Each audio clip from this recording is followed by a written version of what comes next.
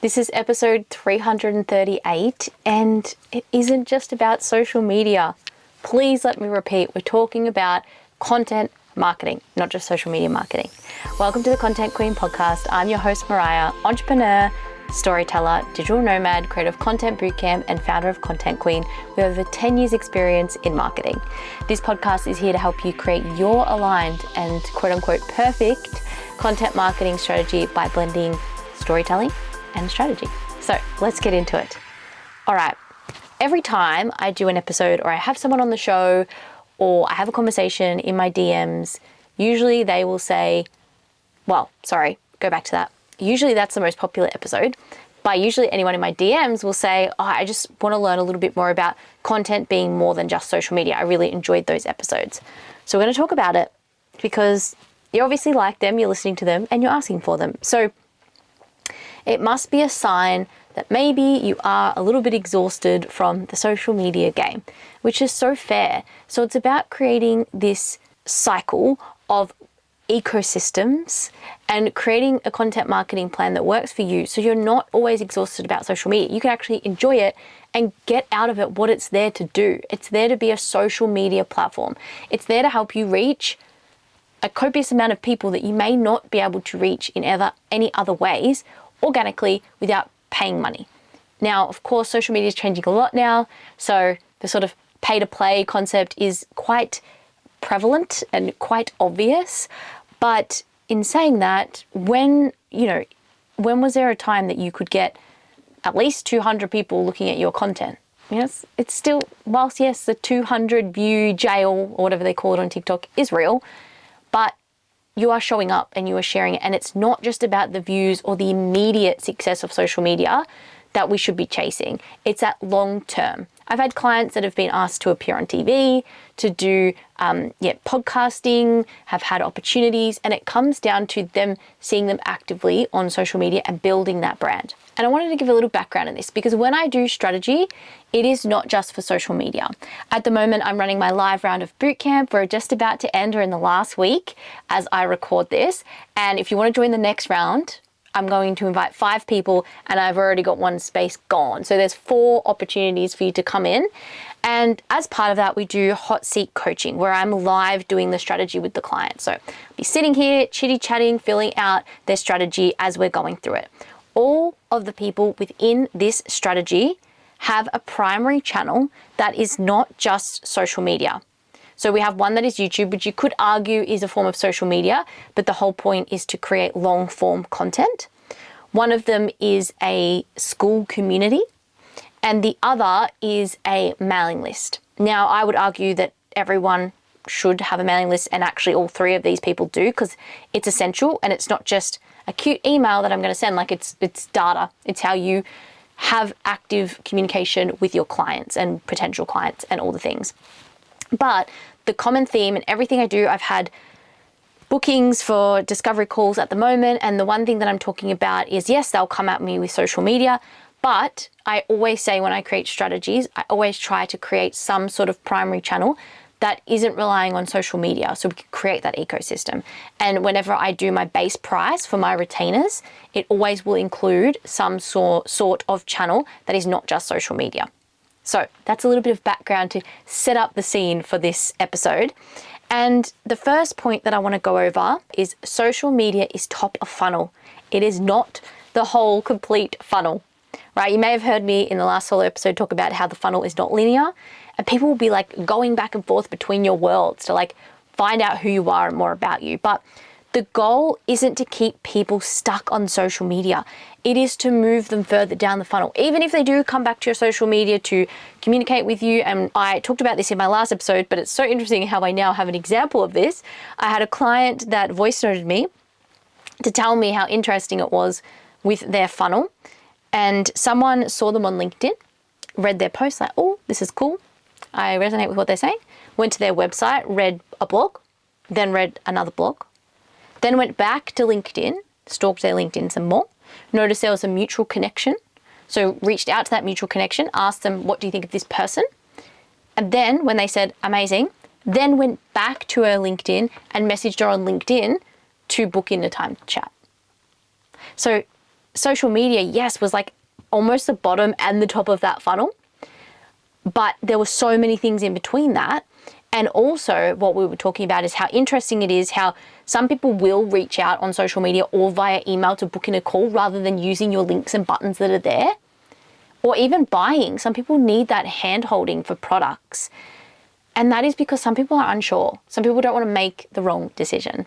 And now, because there's so much in this online world, we don't know if that booking link is out of date. We don't know if there is a process on the other end. Sometimes we can get confused. Some people just prefer to talk to someone first. So it's so interesting how in the last episode, which was episode 336, I'll put it in the show notes, how I talked about this not so linear funnel, and then literally a client shared me an example. So really, it's not about that one static channel, which would be social media. It's not about staying stagnant. It's about creating that sort of ecosystem, as I mentioned, having places for somewhere to go. And also what we talked about in our conversation is how blogs or podcasts or YouTubes or emails can act as a really great resource for you when you are having sales conversations. So maybe instead of going like, hi, how are you today? Or did you just see my last proposal I sent you? Or are you going to buy from me or what? Like you can send things like, hey, I just wrote this article on XYZ. And I cannot take credit for this because one of my amazing boot campers, Em, we were talking about this, how I don't do the sales process as well as I should. And she shared this with me, so I'll give her credit for that. But basically, and this was like months ago, so we were talking about it, how, yeah, we can use those as material. Hey, I wrote this article on XYZ. It made me think of you and how we had that conversation about XYZ. Here's a link to my blog if you want to check it out. And you're slowly building more of a relationship with this person. So that's where content can play a really great role in our social media funnel. So again, it can be top of funnel, it can be bottom of funnel, it can be middle of funnel, but it is not your whole funnel. And I know I've been talking about this for years, but I know a lot of us are still relying heavily on social media. And I know a lot of us have this expectation that clients are going to come from social media just because we're showing up. And it's not always the case. And actually, it can happen that someone is following you on various channels, but that may not be what makes them convert. But it's that consistent relationship that you've built with them over these social media platforms that is the last sort of part of the journey of them buying from you. And again, I always say this, it's like your goals. Why are you on that channel? Because it can be for very different reasons. People are on different channels for different reasons. Conversion may not always be the answer, which I talked about in that episode.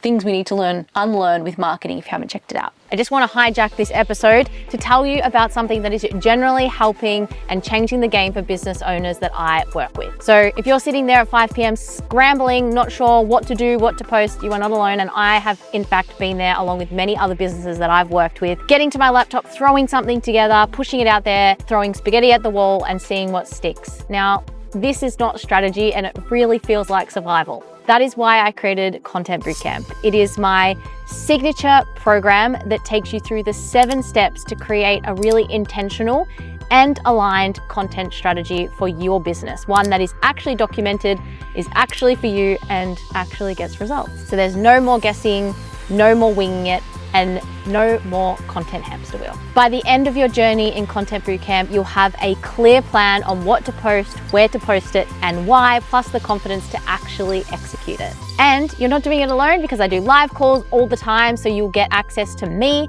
I can help you with your strategy and a community of other business owners that are doing the same thing. You'll also get lifetime access, so if your business evolves and grows and changes, it will grow and evolve and change with you. So, if you are ready to stop winging it and start being intentional with your marketing, get a strategy behind you, head to contentqueenmariah.com, check out Bootcamp, Content Bootcamp. I would love to see you there.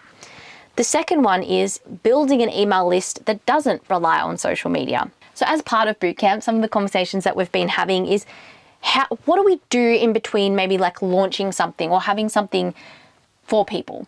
And because we often rely on launches to keep momentum going in sales. But selling the same thing consistently all the time can actually be a lot better for our nervous systems and our organization and planning. But how do we, when we're not maybe like hosting an event or running an open close sort of launch situation, or before we have like a new product that's exciting or a sale or whatever it is, what are we doing? we should be building our email list. And these are conversations I'm having right now with clients as well. Building our email list between now and a big sale. So we've got an email list to sell to, because we know people are more likely to buy from being emailed to, from going to your website, over from just seeing you on social media. So really, where are you sending people, and where do you want them to go to get a taste of what you have to offer? Because that's where you can use your social media. But then that's when we get into email marketing territory. Like, how can we grow a list or a community that doesn't just depend on social media reach? And really, for me, I think email is that best tool. Yes, we've got now like school communities, but also at the end of the day, these platforms also have their own agenda. Email marketing's platform's agenda is you paying for the subscription of email marketing, similar to a website, right?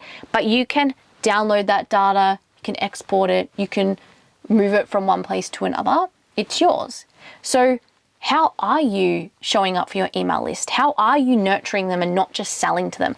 Again, we know this stuff, but I see it happen time and time again where people do not nurture their email list until they are selling something. And unfortunately, it's because we're busy. It's because maybe we think, oh, like, does anyone care? What has that got to do with anything? But it has everything to do with nurturing your audience. So you're not just here to sell to them. You're here to help them and guide them. So maybe it's weekly, maybe it's bi-weekly, monthly, possibly, could be depending on who you're speaking to. I mean, I have a client, we do a monthly newsletter. They do some other comms throughout the month, but we would find they are already clients, so it would just be overkill. But if you are trying to sell to people, how are you showing up for them in your email list, and not just waiting until you have something to sell to talk about? And that can be a challenge. What do I talk about this week? What's happening? That's where our potential client and client meetings come in handy.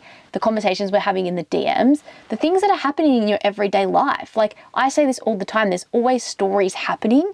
You just have to open your eyes a little bit more and go, oh, how could that work for something? That's why whenever I'm working with a client, voice noting me, sharing me what they're up to, really helps me build content, because that's what it comes down to. I sent an email to my list on Saturday, and it was about the fact that I went to a fish and chip shop recently, and I was really intrigued by the use of how language converts me. And this has happened everywhere I go with food. Words like specialty and signature and star favorite and what we're known for and what we're famous for. Like, I want that, because that's obviously what you do best, right?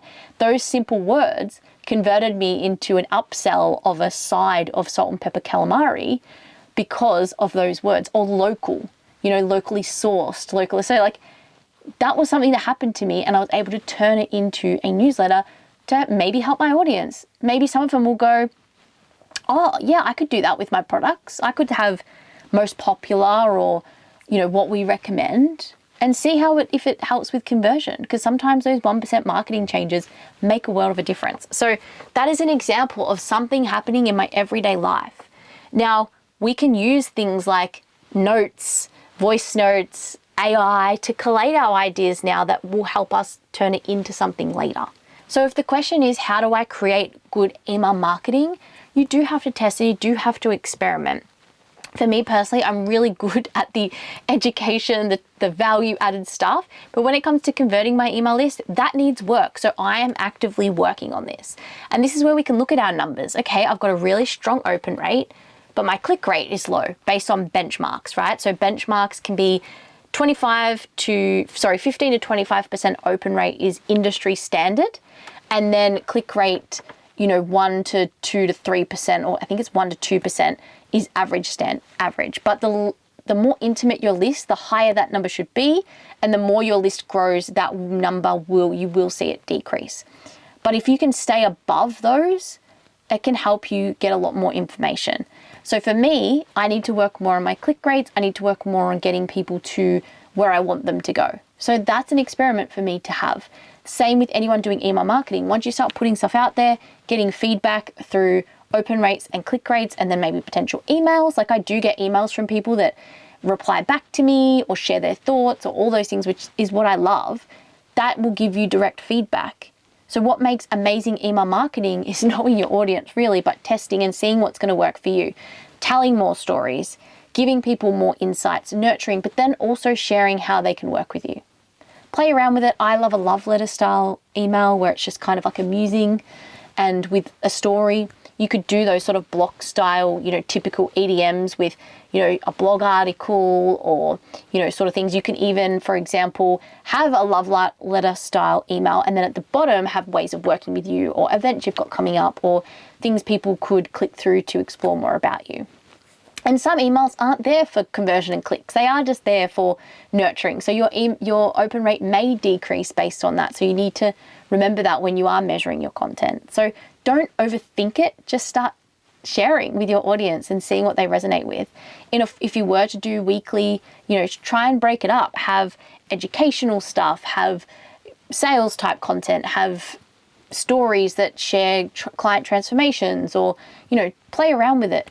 Bring in what I call unique buckets, which when you're doing your content strategy are things that make you unique. Like I try to bring in travel.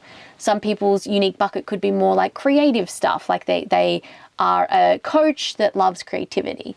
You could be obsessed with Harry Potter. So all your stuff's Harry Potter themed. Like bring in your personality into those emails and start connecting with people. And the third point is social media can be a discoverable channel. Like discoverability can come into play.